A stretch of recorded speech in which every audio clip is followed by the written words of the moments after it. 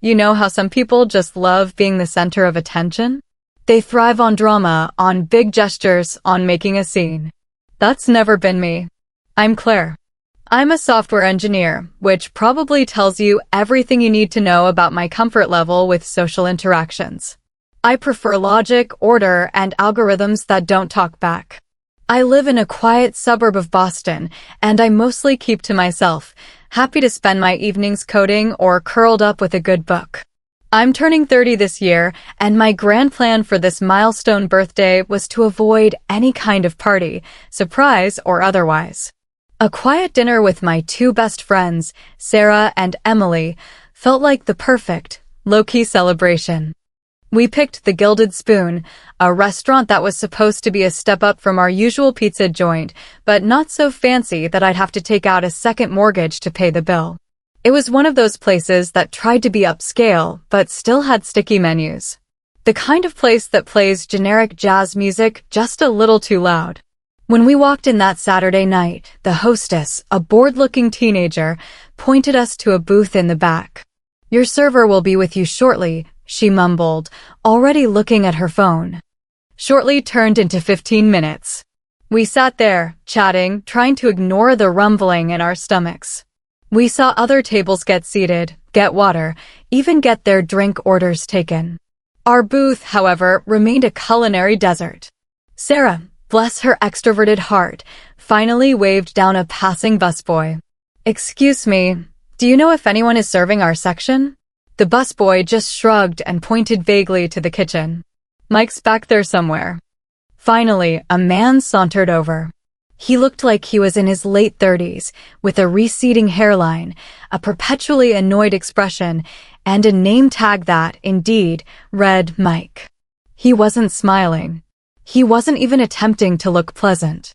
He just held a notepad and a pen, his eyes already scanning the other tables in the distance, as if we were merely a pit stop on his journey to somewhere more important. "Drinks," he grunted, not even making eye contact. He didn't offer a menu. He didn't introduce himself. He just stood there, radiating an aura of profound indifference. I looked at Sarah and Emily. They exchanged an exasperated glance. I tried to make light of it. "Well, that's efficient," I whispered. "We'll have a bottle of the House Merlot, please," Sarah said, trying to inject some cheer into the interaction. "And 3 waters." Mike scribbled something down, then snatched the menus from the table, practically pulling them out of Emily's hand. "I'll be back," he said, and then he was gone, disappearing before we could even ask about the specials. This was my 30th birthday dinner, and it was already off to a spectacularly awkward start. I usually avoid confrontation like the plague. If a cashier gives me the wrong change, I just sigh and accept it. If someone cuts me off in traffic, I just let it go. But there was something about Mike's attitude that was starting to grate on me. This wasn't just bad service, it felt actively disdainful. The wine arrived 10 minutes later, slammed onto the table with a clink. Mike didn't pour it. He didn't offer to let Sarah taste it. He just dropped it and the water glasses and vanished again. Emily, who usually has the patience of a saint, finally spoke up. "Is it just me, or is he actually trying to be rude? Maybe he's having a bad night?" I offered, trying to be charitable. But even as I said it, I knew it wasn't true. This felt intentional. We ordered our food when Mike finally reappeared, again looking like we were a monumental inconvenience. He didn't write anything down, just nodded vaguely as we listed our choices. I ordered the salmon, Emily the chicken, and Sarah the pasta primavera. We all tried to be quick, to make it as easy as possible for him. "Got it," he said, and then walked away, without a single polite follow-up like, "Can I get you anything else?" or "Your food will be out shortly." The wait for the food was even longer than the wait for drinks. Other tables around us were eating, laughing, and getting attentive service from other waiters. We saw Mike at least 3 times, chatting by the kitchen door, polishing silverware at the service station, anywhere but our table. Our wine bottle sat empty for most of the meal. Our water glasses were bone dry. When the food finally arrived, it was lukewarm. My salmon was overcooked and dry. Emily's chicken was oddly rubbery. Sarah's pasta was swimming in too much oil. We looked at each other, deflated. This was supposed to be a nice evening. This was my big birthday dinner. I can't believe this, Emily muttered, pushing her plate away after a few bites. This is just awful. Sarah tried to flag Mike down, but he seemed to be actively avoiding our section. When she finally caught his eye, he just held up a finger, signaling 1 minute, and then proceeded to clear 2 other tables before making his way over to us. Everything all right? He asked, not quite meeting her eye. His tone suggested he already knew the answer and didn't care. Not really, Mike, Sarah said, trying to keep her voice even. The food is cold, and honestly, the service has been pretty terrible. We've been waiting ages for everything. Mike shrugged.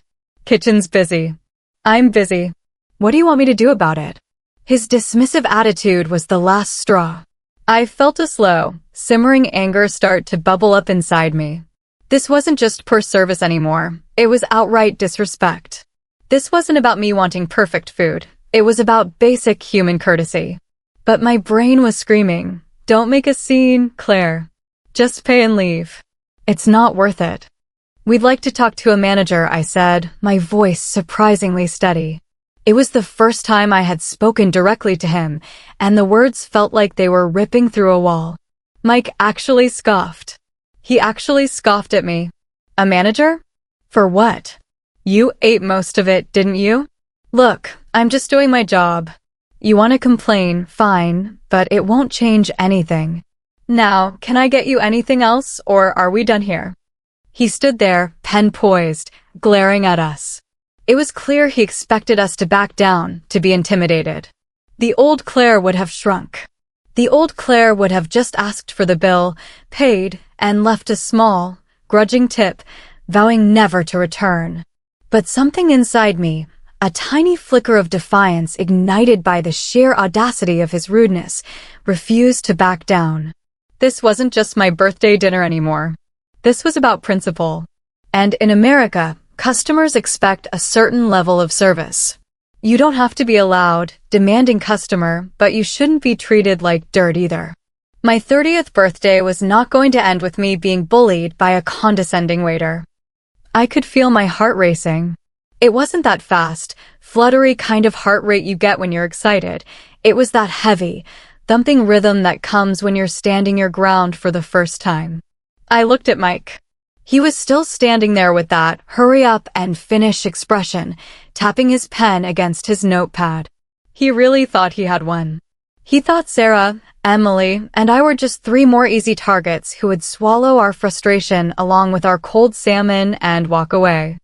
Actually, Mike, I said, and I was surprised by how firm my voice sounded. It didn't crack. We're not done. I asked for a manager because the level of service tonight has been unacceptable. We've waited over 40 minutes for our main courses, our drinks were never refilled, and frankly, your attitude since we sat down has been incredibly hostile. Mike's eyes narrowed. He stopped tapping his pen. For a second, a flicker of something like surprise crossed his face, but it was quickly replaced by a cold, arrogant smirk. Hostile? That's a big word, honey. I told you we're busy. You're not the only table in this restaurant. If you wanted 5-star service, you should have gone to the city and paid twice as much. This is a local spot. We do our best. Doing your best doesn't include rolling your eyes when we ask for water, Emily chimed in, her voice gaining strength from mine. And it doesn't include telling us it won't change anything when we ask for a manager. That's not how this works. Mike let out a dry, sharp laugh. You think a manager is gonna care? The manager is in the back trying to fix a broken dishwasher. He doesn't have time for 3 girls complaining because their wine didn't come out fast enough. Look, I'll get your check, you'll pay, and we can all move on with our lives. Sound good? He didn't wait for an answer. He turned on his heel and marched toward the PS terminal near the kitchen. I watched him go, my hands shaking slightly under the table. Sarah reached over and squeezed my arm. Claire, you okay? You don't have to do this if it's making you too anxious. We can just leave. No, I whispered. I'm tired of being the person who just leaves. This is my birthday. I worked 60 hours this week. I saved up for this night, and I'm not going to let a guy who hates his job make me feel like I'm a burden for being a customer. A few minutes later, Mike returned. He didn't just place the check on the table. He dropped it right in the middle, between our plates, with a loud thwack. He didn't say thank you or have a nice night. He just stood there, arms crossed, waiting. I picked up the black leather folder and opened it. My eyes went straight to the total. And then I saw it. At the bottom of the bill, there was a line that made my blood run cold. Service charge, 25%. What is this? I asked, pointing to the line. 25% service charge? We're a party of 3. Usually, auto gratuity only applies to parties of 6 or more. It's not mentioned anywhere on the menu. Mike leaned in, his shadow falling over the table. He looked smug. Management policy. For difficult tables or special occasions, we reserve the right to add a service fee. It ensures the staff gets compensated for extra effort. Extra effort? Sarah almost choked on her words. You haven't put in any effort. You've been rude, dismissive, and basically invisible. You're adding a $60 tip to a bill for service we didn't get. It's on the bill, Mike said, his voice becoming louder, loud enough that a few people at the neighboring tables started to turn their heads. You can't just decide not to pay it. It's part of the total. Unless you want me to call security for skipping out on a bill. That was it. The threat of security, the loud voice, the public humiliation, it was all designed to make us small. He was using the social anxiety trap.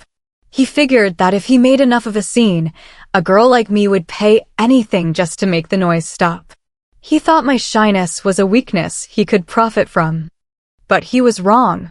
Being a software engineer means I spend my days dealing with bullies in the form of complex bugs and illogical systems. I've learned that when a system is trying to break you, you don't panic. You look for the flaw. You look for the logic. And the logic here was that Mike was breaking every rule of the service industry. Call him, I said. Mike blinked. What? Call the manager. Or call security. Or call the police if you want, I said, my voice rising to match his, but staying calm and articulated. Because I am not paying a 25% difficulty fee that isn't legally posted. I will pay for the food, even though it was cold. I will pay for the wine, even though it was served poorly. But I am not being extorted by a waiter who thinks he can write his own rules. You think you're so smart, don't you? Mike sneered, but I could see the sweat starting to bead on his forehead. He wasn't used to people pushing back this hard. Most people in this suburb were polite to a fault. Fine. You want to play it that way? I'll go get the manager. But don't expect him to be nice about it.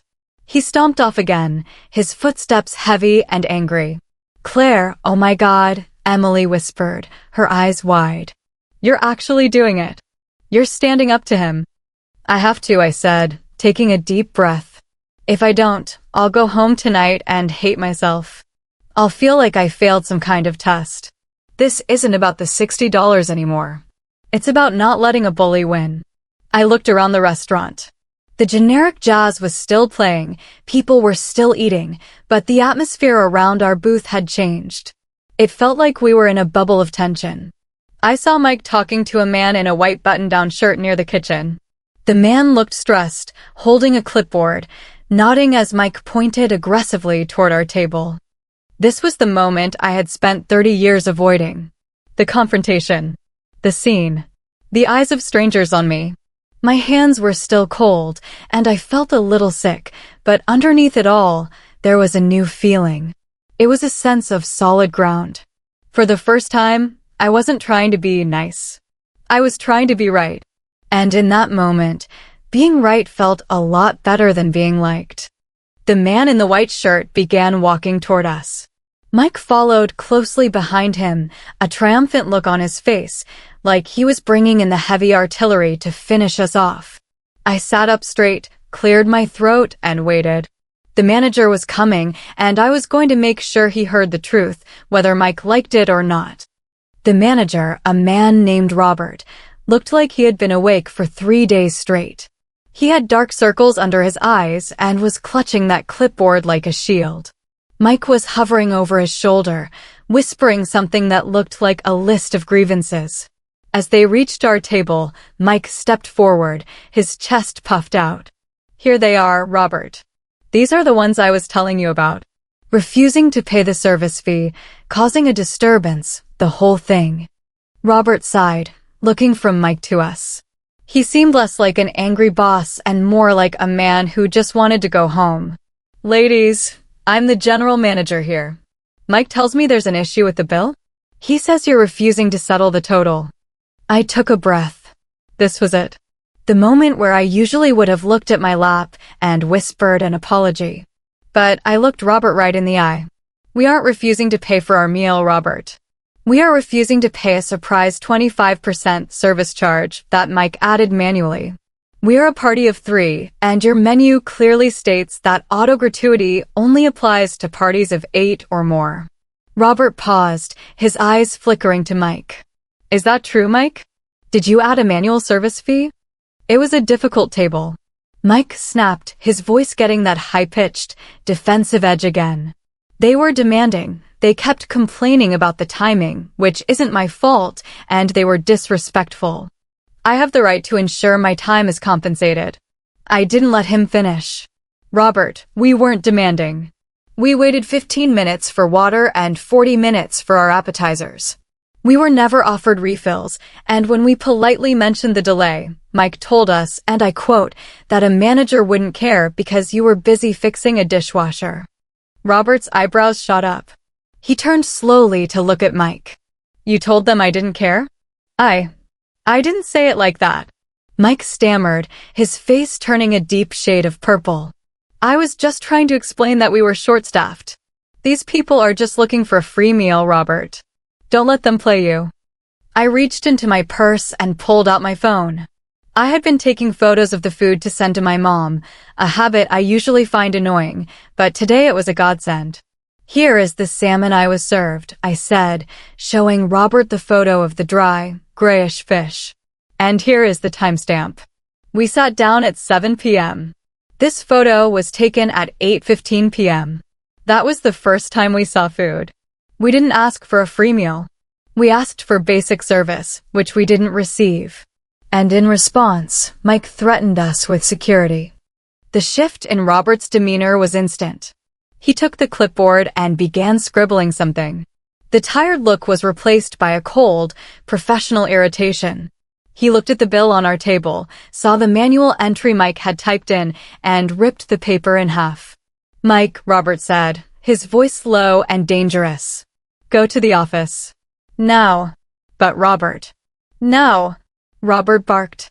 The entire restaurant seemed to go quiet for a second. Mike looked at us, his eyes full of pure, unadulterated loathing, then turned and stomped toward the back. Robert turned back to us, rubbing his face with his hands. "Ladies, I am incredibly sorry. There is no such thing as a difficulty fee. That is not a policy of this restaurant, and it's certainly not legal. Mike has been a challenge lately, but this is beyond the pale." He took the torn bill and shoved it into his pocket. "Your meal tonight is on the house. Completely. The wine, the food, everything.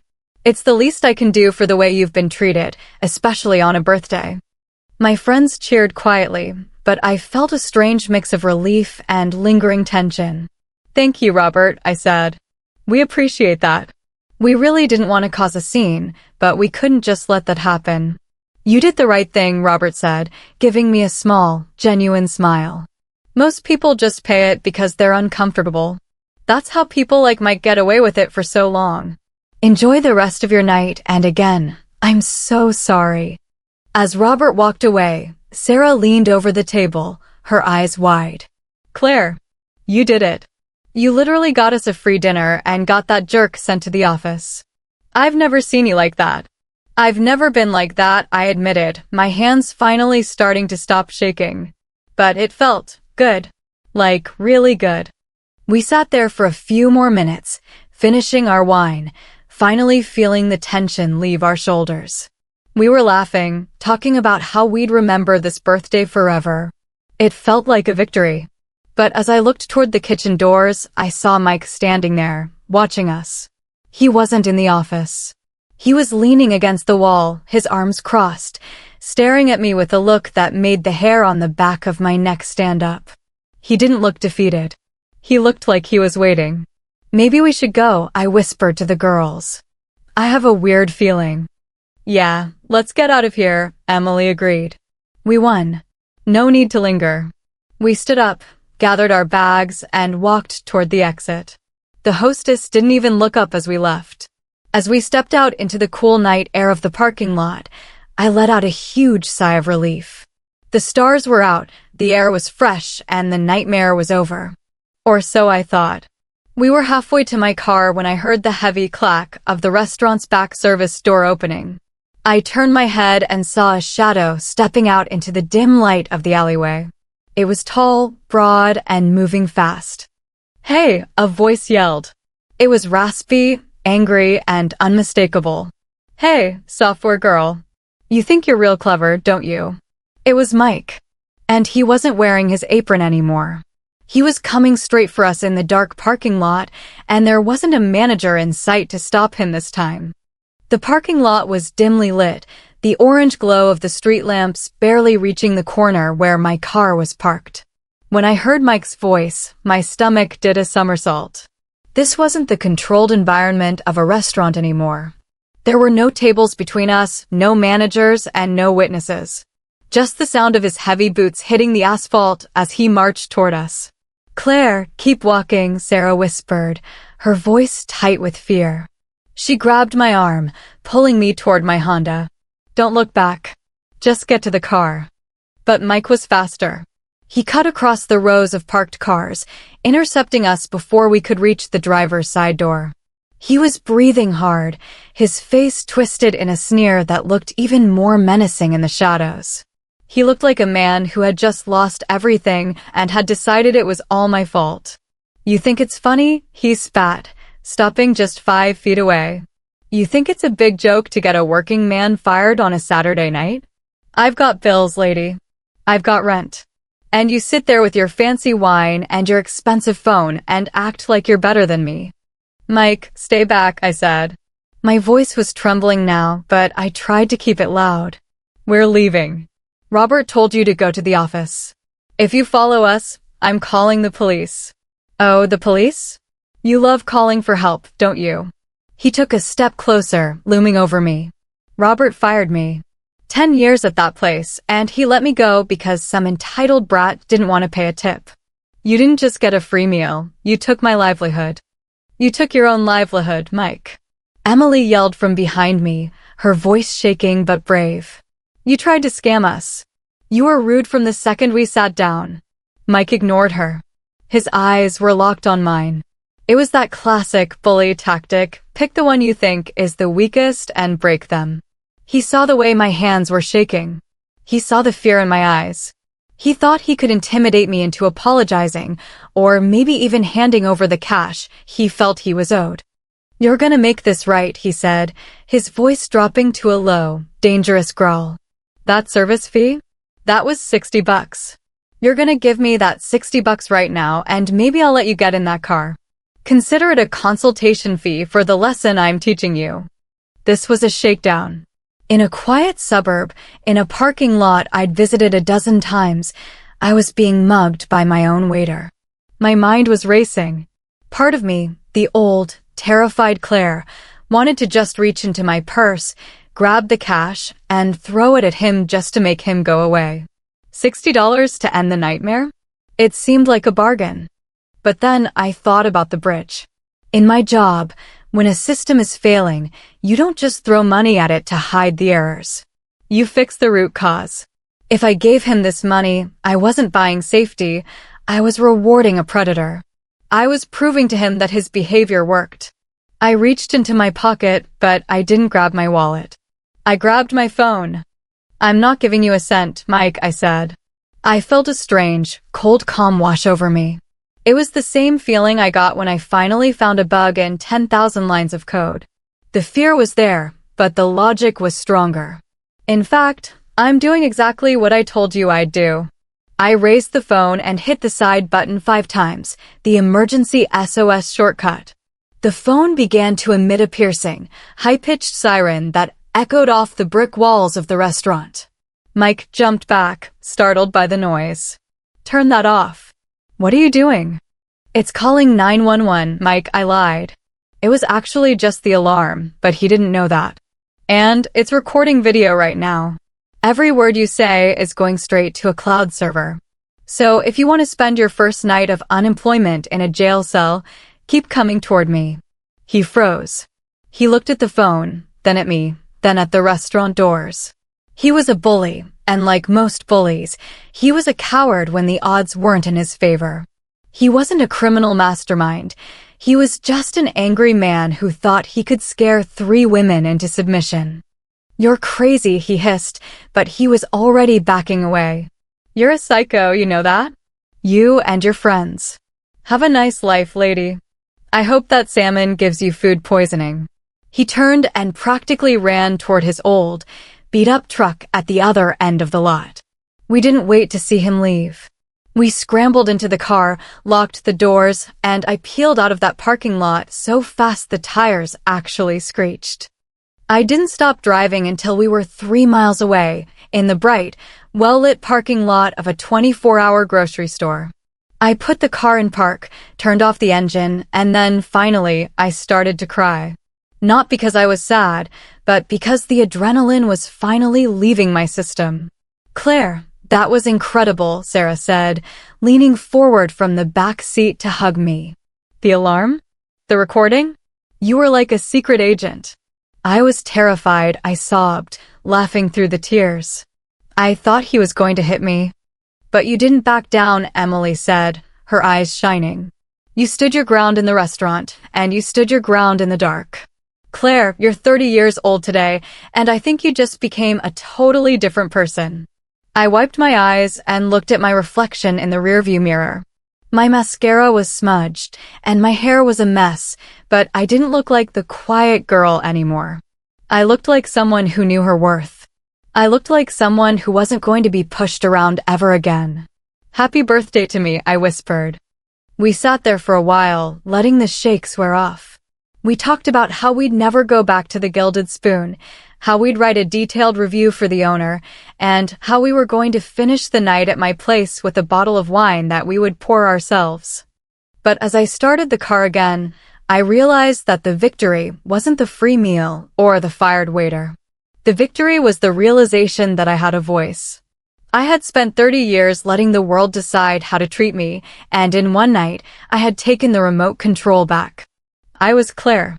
I was a software engineer. And I was officially done being a doormat. The next morning, I woke up with a social hangovers that was stronger than any wine-induced one. My head felt heavy, and my throat was dry from all the adrenaline, but for the first time in my life, I didn't wake up with that nagging sense of regret. Usually, after any kind of conflict, I'd spend hours replaying the scene in my head, thinking of all the things I should have said, or apologizing to the air for being too difficult. But this morning, I felt light. I felt like I had finally cleaned a piece of corrupted code that had been slowing down my life for 3 decades. I made myself a coffee and sat on my balcony, watching the suburban Sunday morning unfold. It was so peaceful, so quiet, the exact opposite of the chaos with Mike.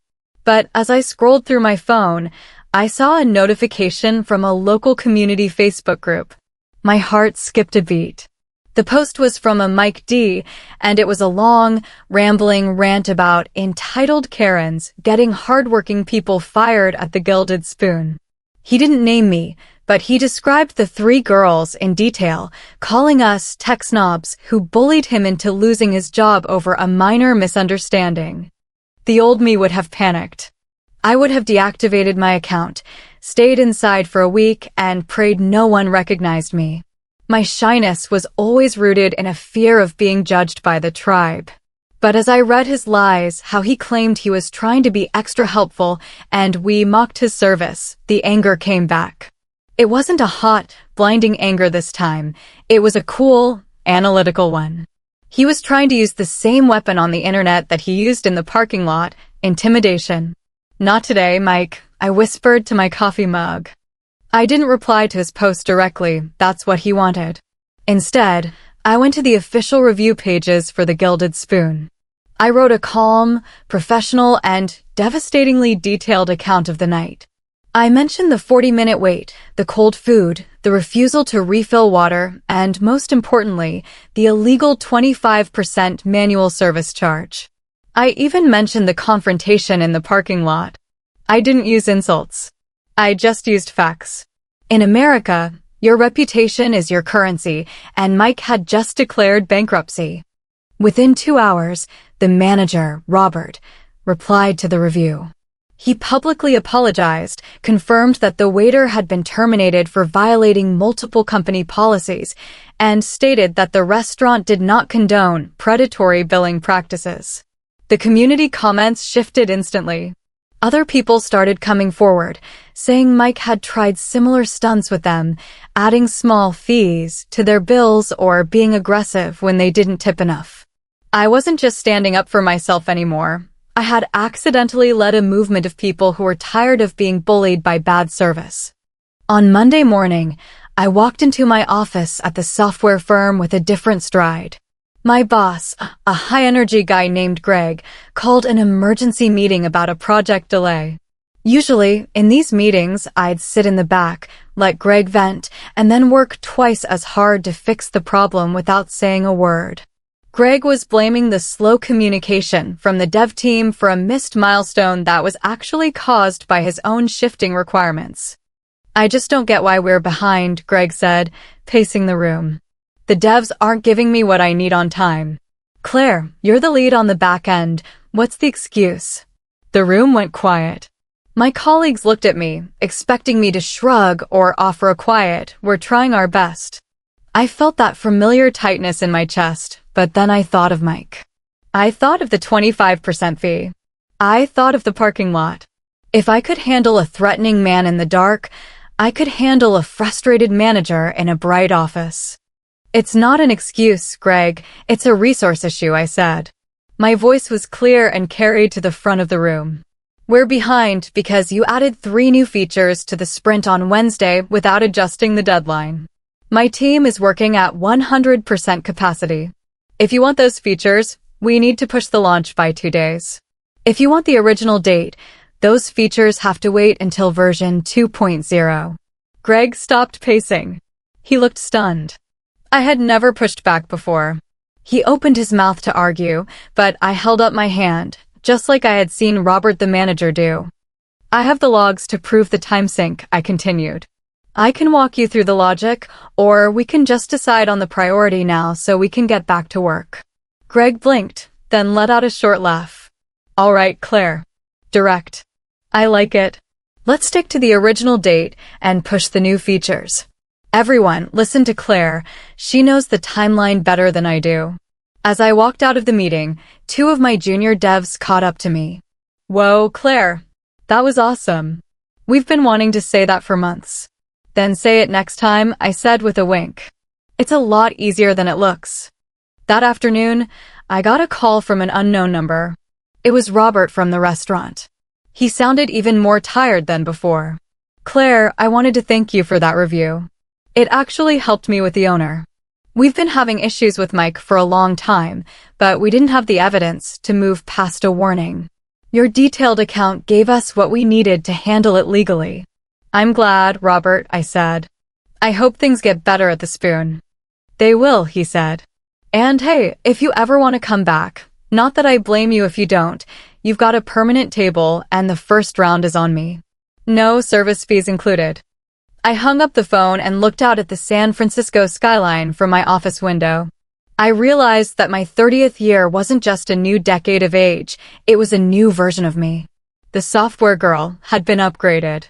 I wasn't just fixing bugs in code anymore. I was fixing the bugs in my own life. I had learned that being nice isn't the same as being good. Being good means being honest, standing for the truth, and not letting people like Mike steal your peace of mind. I was Claire, I was strong, and for the first time in my life, I was looking forward to the next scene. The following weeks felt like a victory lap I hadn't expected to run. Word of the Gilded Spoon incident had traveled through my friend group and even reached some of my extended family. Every time I told the story, it felt less like a traumatic memory and more like a legend. But the real transformation wasn't in the retelling, it was in the quiet moments of my daily life. I stopped rehearsing my grocery store orders in my head. I stopped apologizing to the person who bumped into me on the sidewalk. I realized that my shyness had been a cage and Mike, in all his bitterness, had accidentally handed me the key. One rainy Tuesday, about a month after my birthday, I decided to go back to the area where the restaurant was located. Not to eat there, but because there was a small, local bookstore nearby that I loved. As I pulled into the familiar parking lot, I felt a slight twinge of anxiety. The pavement was wet, reflecting the neon signs, and for a split second, I looked for that shadow in the corner. But the shadow wasn't there. The space where Mike had tried to intimidate me was just an empty parking spot. I spent an hour browsing the shelves, and as I was walking back to my car, I saw something that made me stop. In the window of a small, run-down diner across the street, I saw a familiar face. It was Mike. He wasn't wearing his fancy vest or the Gilded Spoon name tag. He was wearing a grease-stained apron, holding a mop, and looking out the window with an expression of pure, hollow defeat. Our eyes met through the glass. In that second, I didn't feel the fear I had felt in the dark. I didn't feel the need to hide or look away. I just looked at him. I saw a man who had built his entire identity on being the big guy who could push people around, and now he was cleaning floors in a place that probably paid him half of what he made before. He didn't sneer. He didn't yell. He just looked down at his mop and turned away, retreating into the back of the kitchen. I realized then that Mike's power had always been an illusion. He only had power as long as I was afraid to use mine. By standing up to him, I hadn't just gotten him fired. I had dismantled the lie he told himself every day, that he was in control. It was a sobering thought. In the American service industry, and in life in general, there are thousands of Mikes. People who are miserable and want everyone else to be miserable with them. But they can only win if we let them. That night, Sarah and Emily came over to my apartment. We were sitting on my balcony with a new bottle of wine, one I had picked out myself from a local boutique. So, Sarah said, leaning back in her chair, "Now that you're the new Claire, what's the next move? Are you going to run for office? Start a revolution?" I laughed, taking a sip of my wine. Nothing that dramatic.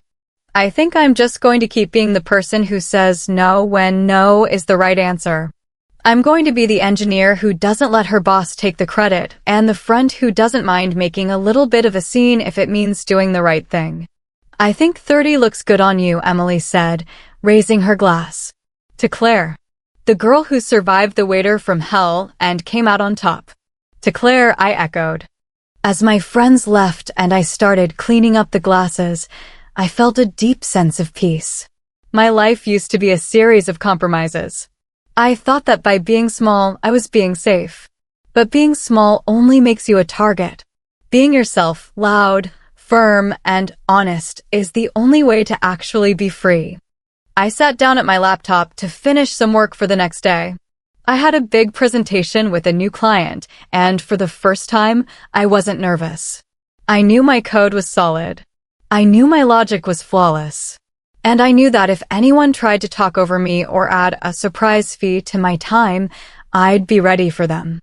The Gilded Spoon ended up closing a few months later. Apparently, the service charge issue was deeper than just one waiter.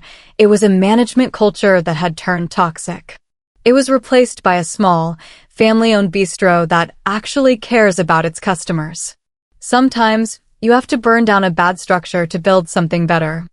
As I closed my laptop and got ready for bed, I looked at the little birthday card my friends had given me. It had a picture of a cat with a very determined look on its face. I smiled. I wasn't a cat, and I wasn't a secret agent. I was just Claire. But I was a Claire who knew her worth. And in this world, that's the most powerful thing you can be. If you're listening to this and you're the person who stays quiet when the bill is wrong, or the person who lets someone cut in line because you don't want to be rude, just remember my birthday dinner. Remember the 25% fee. Remember the parking lot. Your voice is a muscle. If you don't use it, it gets weak. But the second you use it, you'll realize it was the strongest thing you ever had. Happy birthday to everyone out there finding their voice. Trust me, the view from the other side of fear is beautiful.